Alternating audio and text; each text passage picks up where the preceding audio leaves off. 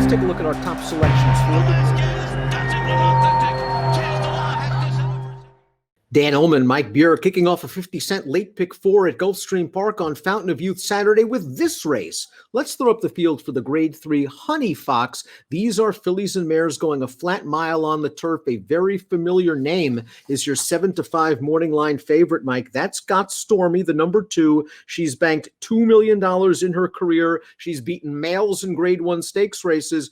And last year, Mark Casse tried a little bit of a different tactic, turning her back into some turf sprints, and she ran well in most of them. Yeah, she did actually turn out to be a pretty good turf sprinter, and now she's going to come back as a 6-year-old going a mile again, which, you know, to be honest, and it's not supposed to be a problem for her. We'll see how she does off the layoff. The reality of this race is if she can still run and she's still as good as she used to be, she's probably just going to win.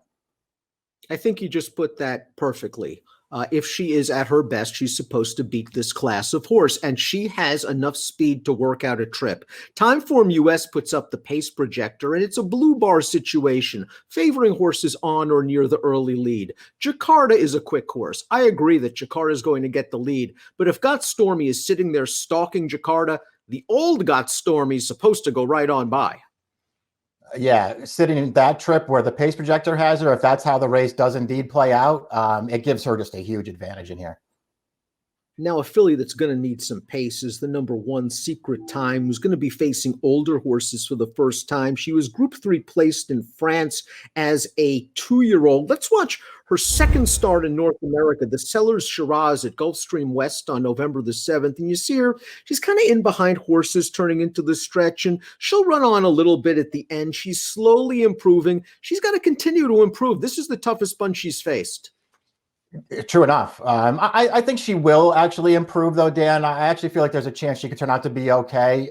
She ran well in this race, I thought. I mean, they took her back. You could see that the horse that won the race, who was on the lead at the top of the stretch, that horse had a ton of horse left in the stretch, and Secret Time really had no chance to catch her. I thought she did well to finish where she did. Got Stormy's credentials speak for herself. 9 triple-digit Beyer speed figures, $2 million in earnings, 10 lifetime wins, Grade 1 against the boys going a mile. And in the Breeders' Cup Turf Sprint, she broke fine, Mike. She just was outpaced at the end by the European Glass Slippers.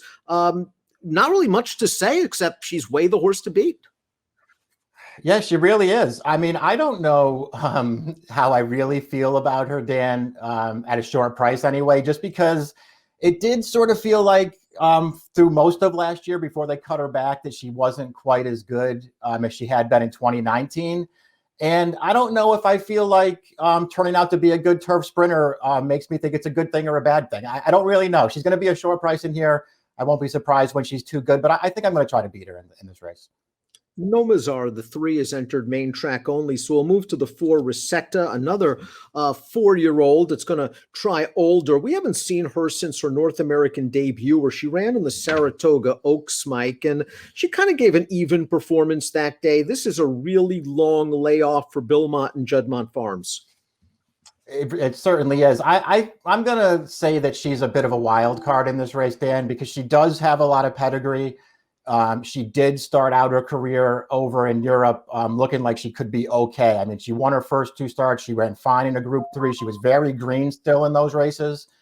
And then, I mean, her Saratoga Oaks wasn't good. I'm not going to defend it. She didn't break well. She was on the outside all the way. She did have to steady a little bit on the second turn. And after that, she just wasn't going to go anywhere. The layoff makes me think maybe something went wrong in that race. I feel like there's a real chance she takes a big step forward at some point. The 5, Bienville Street, is a horse that loves Gulfstream Park, and she's in good form. Let's watch the Sunshine Filly and Mare Turf on January the 16th. This is against fellow Florida breds. She's on the outside right now. She's going to grind this out to win by a neck under Paco Lopez. Again, a giant step up from this class of horse to the legitimate Grade 1, Grade 2, Grade 3 type she's facing here. Correct. And it's a blanket finish in this race, too. She's won 2 races in a row, but I feel like if the favorite goes down in here, Got Stormy, it's not going to be to this horse. Brendan Walsh is just a really underrated trainer. It's nice that he's starting to get some press with the extremely talented Maxfield. Look what he did with Zaffelli, racing off of about a 7-month layoff last time out in the Grade 3 Marshuas River. He had Zaffelli ready to rock and roll. She made a nice move into contention on the turn, and this is a comfortable 2-length win. Yeah, this isn't as good a field as she's facing on Saturday. But I think this is just what you wanted to see off the layoff with this filly. I mean, you could tell she was going to win this race on the backstretch.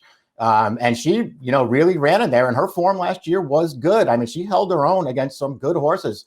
If the favorite needs one off the layoff in here, this filly could be very dangerous. Feel Glorious is a really nice filly in her own right, maybe a little bit underrated. Last time out in the Forever Together, she kind of clipped heels a bit in the early stages, ended up a little farther back, steadied a bit, I thought, in between horses on the far turn. And now we turn into the stretch. She's got to get to the far outside. It takes her a long time to change leads. Once she does, she rolls late. Another one stepping up in class like Zaffelli, but can't argue with this win. No, you can't. This is what you have to love about Feel Glorious. And you can go all the way back to the beginning of 2019, Dan, when she first got over here and won her first 2 starts. She has shown up and run every single time, whether she finishes first, second, third, or somewhere else. She runs every single time. And in that race right there, she had about 3 different excuses not to win. But she won anyway because she wants to win races. Now, Jakarta has only gone a route once in her career. That was a 1-turn mile on an off-the-turf race on the dirt, and she went gate to wire. Personally, I think she is a decent turf sprinter. I'm not really sure if she wants to go this distance, and she's stepping up in class. If the pace projector is correct and Got Stormy can't run, maybe she could steal it.